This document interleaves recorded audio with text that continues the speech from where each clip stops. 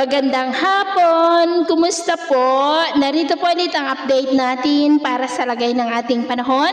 Ngayong hapon po ng April 28, 2024 na kung saan sa ngayon ay patuloy pa rin na easterlies ang hangin na umihip po dito sa ating bansa.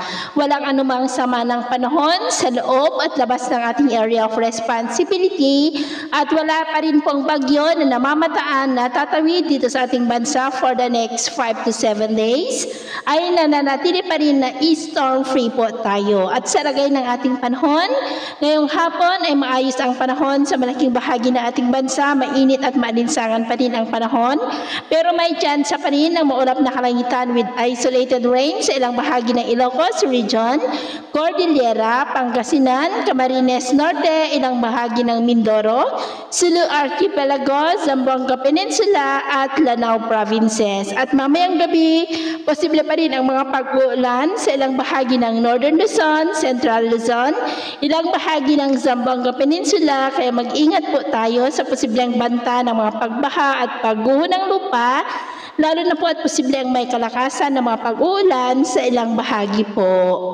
At sa atin naman pong mga baybayin, wala naman po tayong nakataas na anumang gale warning signals, pero iba yung pag-iingat lamang po kung papalaot tayo para po mas makaiwas sa mga sakunang pangkaragatan. So yun po ang latest update natin sa araw na ito. Ako po muli si James na nagsasabing sa kahit na ng pagsubok na darating sa ating buhay, huwag na huwag po tayong mawawalan ng pag-asa. Thank you and God bless!